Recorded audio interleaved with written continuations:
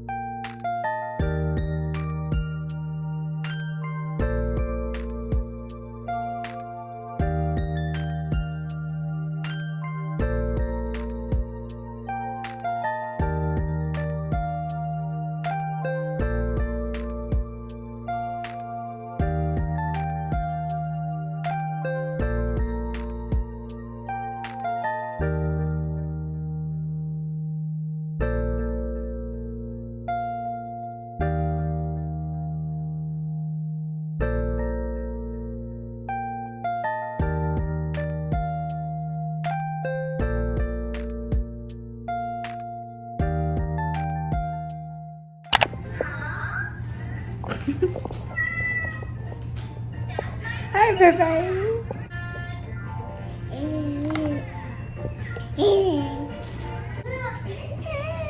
Yeah, she usually waves. What you doing? What are you doing? Hey, girl. Yes, girl. We're still vlogging off the phone. But last night, I ordered my battery. I ordered off Amazon, so it said I should be expecting it by Monday, the 13th. So it's currently the 9th. No, it's currently the 10th. Actually, it's Friday. So what we're about to do is some homemaking. You see the title of the video, and I wanted to talk about how we make it on one. Where's your case? Case? Yeah, where's your case? Kai, I think it's dead. Ain't no way this thing dead. That's that. It's dead. I'll charge it in a minute, huh? Nick. She gonna hand it back to me. Thank you. I know y'all see this. My hair is in twists, as you can tell. Your girl didn't feel like taking it down for no video. So, boo, we just put the scarf on and let it do what it do. Okay, boo? But your girl's still beautiful. Period. Yeah, so this is gonna be like a homemaking vlog. Like, I don't know. Y'all saw how I had to just fight with this little girl. Yeah. To do her hair. But I'm finna show y'all my kitchen because that's what we doing. And it's currently after 2 o'clock. Kai leaving at 3:30 to go with my parents in-laws, okay? Like I said, it's after 2 o'clock. I know it's gonna take me about an hour in the kitchen because I don't play, baby. Cleaning is like therapeutic to me because it's like 1 minute it was like this and now it's like I did that. Like, yeah, I'm gonna stop rambling because I'm finna show y'all the kitchen. Okay, y'all, so this is how the kitchen looking. It's the dishes. It ain't even that much. I don't even know I'm tripping. But my stove need cleaning. That needs cleaning. And I got a pot and a pan in there. Okay, yeah, so what happened was last night I cooked some chicken and shrimp pasta. And girl, it was about 9 o'clock after I got done eating because, let me tell you something. I didn't get to eat until 8. I sat around and I said, I'm not gonna do this kitchen. I'm not gonna do it. And I went to sleep right away. Me and Peyton went to sleep. I used to tell myself that I would always like make it a priority to take care of my kitchen at night. Like, I would make sure I shut down and close my kitchen at night. But girl, it don't always work like that. Yeah, I low-key got a little headache right now. And I'm not gonna let that stop me because I don't know if I'm the only one, but if my house isn't in order, my mind cannot focus on what I'm doing. My home has to be decent and in order. Just like God likes things decent in order, I feel like cleanliness is close to godliness. Okay, I honestly believe that, because when your area is clean, you feel good, you can focus, yada yada yada. But when your area is cluttered, dirty, you can't focus, or your mood will reflect it. But I'm finna stop rambling and I'm finna go ahead and get into it, because these kids is into everything. I'm finna show y'all. So first of all, Kylie got this thing that I brushed the give me that. Give it here. That I brushed the bottles with. Good thing I got a new one. Peyton, what are you doing? But yes, I'm finna take this trash out because it's not giving, y'all. Like, I actually just got all this trash up around the house. And so, yeah. I've seen countless of videos on low-income homemaking, and I would love to share my advice and experience thus far.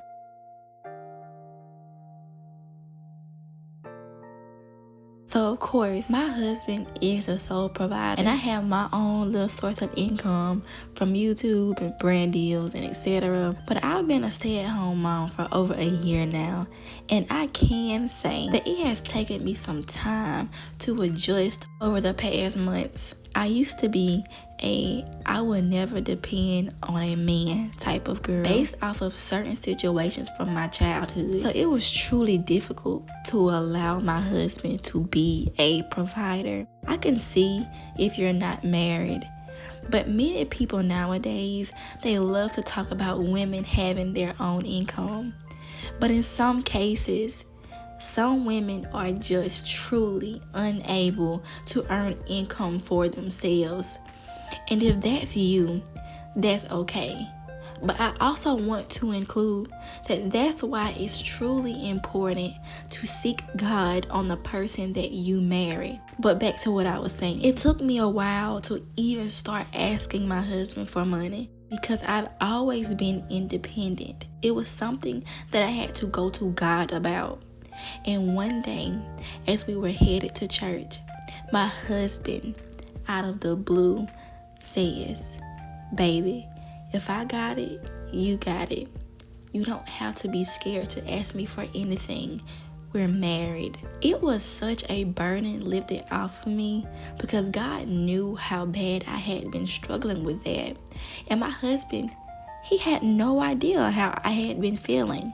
But that just shows you how God cares about the little things.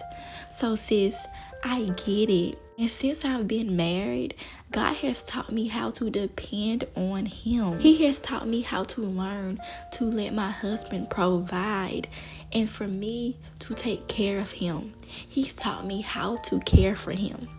We can't always go based off of what culture says. Everyone isn't in the same season, so it's important to allow God to lead. And if social media is impacting you in the way that you feel when it comes to working and having your own source of income, my advice to you is to step back sometimes and seek God, get in His presence, and allow Him to remind you of where you are and why you're there and how blessed you are.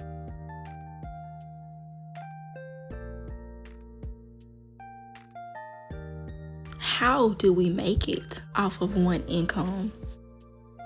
We manage well, and to be honest, my husband has plenty of financial wisdom, and that's very important because you don't want to be with anyone who lacks financial wisdom, being that they're the sole provider. But if you are in that category, I advise you to intercede or pray for your spouse.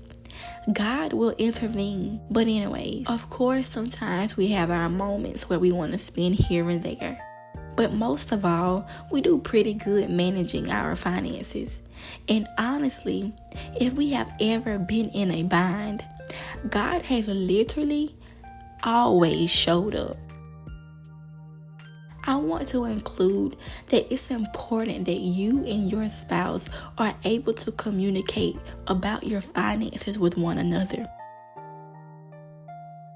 Find a good budget plan that works for the both of you. Most importantly, knowing that although he or she is bringing in the income, that it's both of you all's money. So both of you should be able to have your own opinions no matter what. But also, I believe that the key of making it on one income is just being thankful where you are. Being thankful even when things look a certain way. Being thankful that God is allowing your spouse to even provide for you all. Thankfulness in uncertain times actually brings you joy. The more that you have a thankful attitude, the more joy you have. And the more it pleases God and gets his attention, because you're saying, God, I choose you. Worrying isn't of you. So I choose peace and happiness. And I promise that you will see God move for you and your family in ways that are sometimes even unexplainable. Mainly it's because of your faith, your attitude, and how you respond to certain things. So my advice on how we make it on one income is managing well, having financial wisdom, trusting God, and having a thankful attitude. It may take a minute for you to adjust, but just be sure to include God in every detail, no matter how small it is.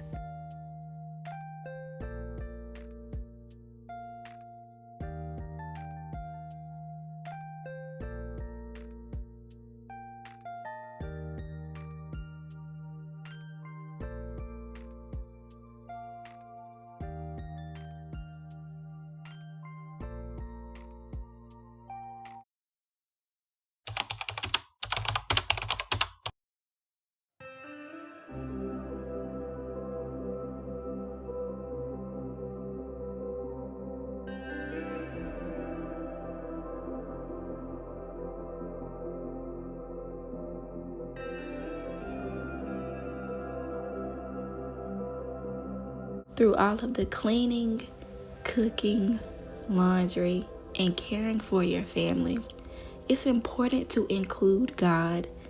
He wants to be a part of every area of your life.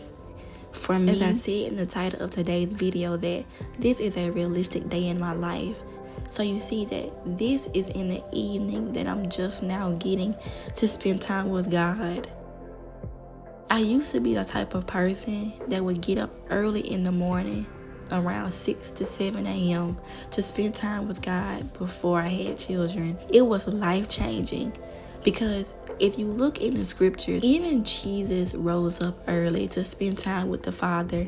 And some of the greatest prophets did also. But when you're able to start your day with the Lord, your days go a whole lot better than they would if you hadn't spent time with Him. But since my youngest is mostly up throughout the night, it's extremely difficult to do so. So I would beat myself up about not getting up early enough to spend time with God before the kids got up. But in my situation, I just wasn't able to.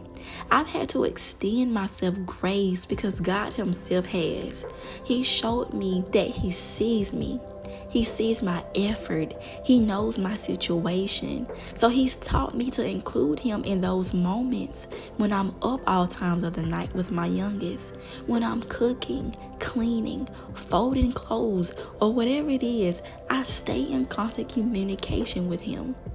So what God has taught me to do with my children when we get up is to pray with them. I make sure that I start our day by praying over them, which allows me to be more calm and patient throughout the day. Then, when they go down for their daily naps, as you can see, I can get in prayer again, and then I get in my word. You just have to do what works for you and not put too much on yourself.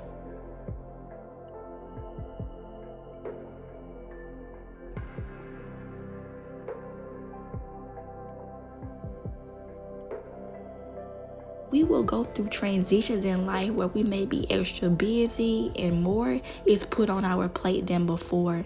And as long as we're making time for Him, God sees our effort and He honors that. It has taken me months to finally get this understanding and revelation from the Lord. So now I'm able to help other moms if they feel if they can't make time for God with their little ones. And if that's you, I'm here to say that God sees you and He's with you. He knows your role as a mom and a homemaker. He sees everything that you carry on a daily. So with that being said, I hope this encourages you, inspires you, and motivates you to keep going, to find joy in serving the Lord through serving your family. I love you, and may God bless you.